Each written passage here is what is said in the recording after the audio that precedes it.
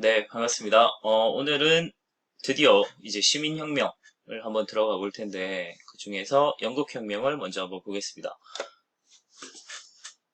자, 일단, 네. 그래서 시민혁명이라고 하는 것부터 한번 볼게요. 그래서 뭘 시민혁명이라 하느냐, 시민계급의 주도로 절대 왕권과 특권을 보장한 신분 질서가 폐지된 걸 시민혁명이라고 얘기를 합니다. 그래서 시민혁명의 영향으로 드디어 이제 민주주의라고 하는 것이 정착이 됐고, 국민국가라고 하는 것들이 이제 등장을 합니다. 다음 근대 시민사회가 성립되는 기회가 마련된 아주 중요한 혁명이죠. 그 중에서 영국 혁명은 청교도 혁명과 그리고 명예혁명으로 간단히 나눠볼 수 있습니다. 그래서 이거는 나중에 자세히 한번 보겠습니다. 청교도 혁명의 배경부터 한번 보면 일단은 요걸 주도했던 애들은 이제 젠트리라고 하는 우리 앞서 봤던 이제 상공시민층이라고 하는 사람들이 있었죠. 뭐 부르주아 이런 의미로 생각해도 되는데 젠틀맨의 말의 기원이 되는 그런 단어입니다. 이런 사람들은 원래는 이제 중소 지지층으로 볼 수 있겠고 그리고 상공시민층 생각을 하면 돼요. 그 사람들이 이제 화이트 컬러직 그래서 교육도 고등교육 이수하고 하면서 되게 전문 직종에 이제 종사하는 그런 사람들이었고 하원의 다수를 차지하는 그렇게 되면서 처음에 이제 상공시민층은 절대왕정과 결탁을 해가지고 좀 경제적인 이제 막 성장해 왔다면 그런 걸 이제 경제력을 바탕으로 그 고등교육도 막 이수하고 정치력도 어느 정도 갖게 되면서 전제정치 이제 비판하면서 이 청교도혁명을 주도하는 계층으로 성장하게 됩니다. 특히나 이제 문제가 됐던 것이 당시 이제 영국 같은 경우가 국교회로 따로 분리돼서 나와 있었잖아요. 이걸 이제 강조했는데 우리가 한 가지 생각해야 될 점은 이 영국 국교회라고 하는 것은 카톨릭에서 이제 분리돼서 독립한 거긴 하지만 실상은 이제 카톨릭이랑 똑같았어요. 거의. 그래서 그런 거에다가 이제 카톨릭주의자들 이제 왕들이 많이 있었기 때문에 그런 카톨릭화에 대한 반발 그래서 친교에 대한 이제 청교도들을 박해하는 이런 것들이 많아서 청교도들이 혁명을 일으켰다라고 생각을 하면 될 것 같아요. 마찬가지 맥락인데요. 스코틀랜드의 이제 칼뱅파 신교도들은 장로교라고 불렀죠. 그래서 영국은 이제 청교도였고, 그래서 이 사람들도 이제 카톨릭화에 국교회를 강요하는 거에 대해서 반란을 일으켰고, 이걸 진압하기 위한 전비를 마련하기 위해서 의회를 소집하게 됩니다. 그래서 찰스 1세가 이 의회를 강제 해산하게 되면서 이것 때문에 또 혁명이 일어나는 주요한 요인이 됐고 기본적으로는 요 당시에 이제 제임스 1세랑 찰스 1세의 이제 전제 정치는 왕이 마음대로 정치하는 걸 얘기한다고 했죠. 그래서 이거가 이제 근본적인 배경이라고 보면 될 것 같습니다. 자, 그다음 혁명의 전개 과정을 한번 보겠습니다. 일단 당시 이제 에스파냐와 이제 전쟁을 하기 위해서 그러니까 전쟁 비용이 필요로 했어요. 그래서 그 전비 마련을 위해서 의회를 소집하게 됩니다. 근데 이제 당시 이제 그 의회에서는 이 왕의 정치 개선을 요구하게 되면서 자신들의 권리를 보장해 달라고 권리 청원이라고 하는 문서를 승인해 달라고 얘기하게 됩니다. 그때 이제 권리 청원의 내용을 잠시 보면 첫 번째 의회의 동의 없이 이게 포인트입니다. 의회의 동의 없이 세금 함부로 과세할 수 없다 이 얘기고요. 자유인은 누구나 합당한 이유 없이 구속해서는 안 된다. 역으로 생각하면 돼요. 왕이 마음대로 막 구속시키고 이런 것도 있었다는 거죠. 그리고 병사를 민간의 주인의 동의 없이 숙박시켜서는 안 된다.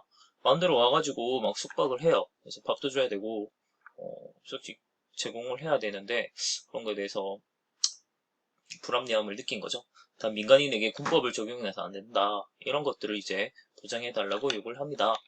당시 전비 마련이 너무 급했기 때문에 일단 승인을 했고 하지만 자기 유혹하는 거 듣기 싫었어요. 그래서 의회를 해산시켜버립니다. 1년 만에. 그러고 나서 11년 동안 열지 않아요. 그렇게 쭉 가고 있었는데 또 이제 국교회를 스코틀랜드에 엄청나게 강요하다 보니까 장로교도들이 결국 반란을 일으켜요. 그래서 이것도 전비 마련을 위해서 의회를 소집을 했는데 11년 동안 묵혀뒀던 욕을 막 하는 겁니다. 정치 개선을 막 요구해라. 정치 개선을 막 하라고 막 요구하는 거죠. 그래서 또 듣기 싫어요. 그래서 의회를 또 해산시켜버립니다. 자, 그러면서 이제는 왕을 중심으로 봉건적인 세력들, 그러니까 봉건적인 기사 세력이에요. 그래서 얘들을 왕당파, 그리고 시민군, 의회파 이렇게 나눠져서 결국은 내전이 일어나게 됩니다.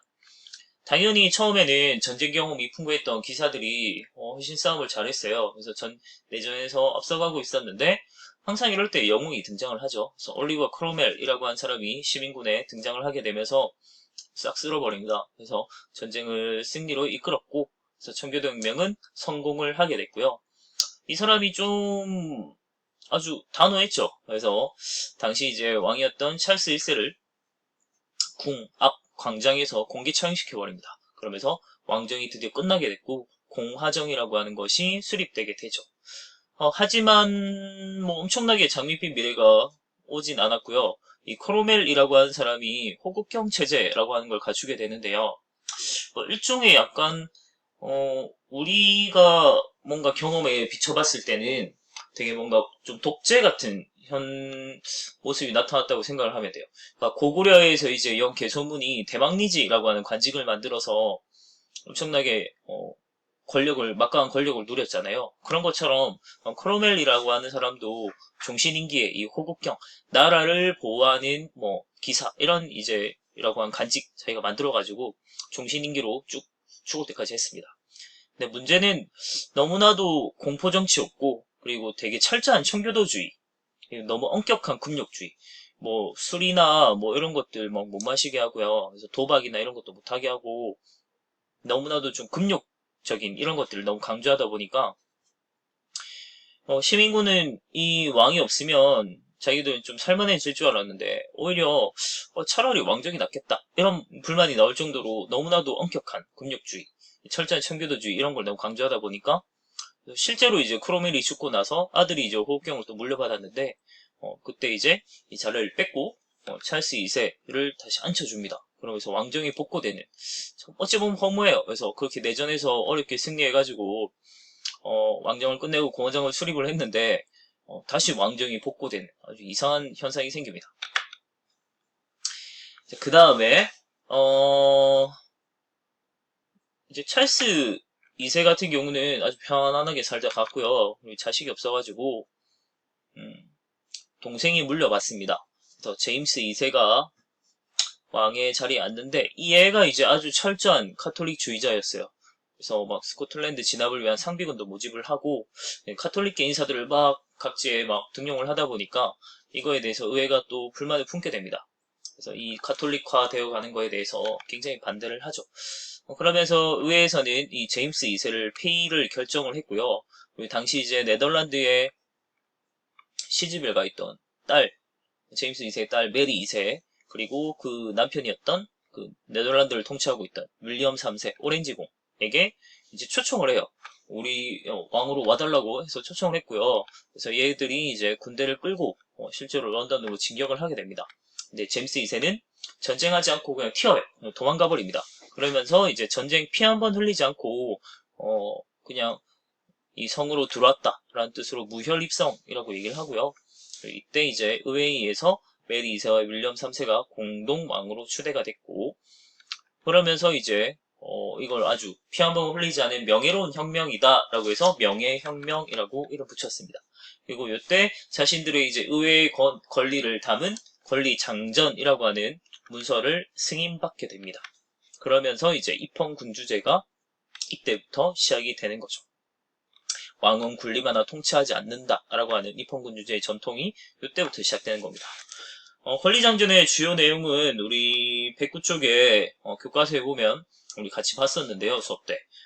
제 1조 내용을 한번 보면 국왕이 의회의 동의 없이 뭐 이런 얘기 나와요. 의회의 동의 없이 위법이다. 이게 이제 그다음 제 4조에 보면 국왕이 의회의 승인 없이 세금 징수하는 거 위법이다. 또 의회의 승인 없이 위법이다. 라고 하고 있죠. 다음 6조에 보면 의회의 동의 없이 평화시의 왕국 내에서 군대를 징집 유지한 것은 위법이다. 마찬가지로 의회의 동의 없이 위법이다. 라고 얘기하고 있고요. 제 8조는 이제 의원의 선거는 자유로워야 한다. 이런 얘기하고 있고 제 9조에 보면 의회 내에서의 발언, 토론, 의사 진행의 자유는 의회의 어떠한 법정이나 다른 장소에서 탄핵되거나 신문의 대상이 될 수 없다. 이렇게 얘기하는 거는 뭐 자유롭게 이제 의회에서 언론에 대한 자유권 이런 걸 얘기하는 거고요. 뭐 이거는 일종의 지금 이제 우리나라 국회도 있는데 뭐 면책특권이라고 국회에서 발언한 거에 대해서 책임을 지지 않거든요. 이런 것들이 이제 벌써 이때부터 나타나서 얼마든지 왕이 뭐 잘못하는 거에 대해서 뭐 우리로 치면은 이제 대통령이나 뭐 정부나 이런 사람들이 이제 정치하는 거에 대해서 얼마든지 자유롭게 비판할 수 있도록 이제 그런 걸 열어두는 제도라고 보면 되겠죠. 자, 일단은 여기까지 보면 되겠네요. 영국혁명은.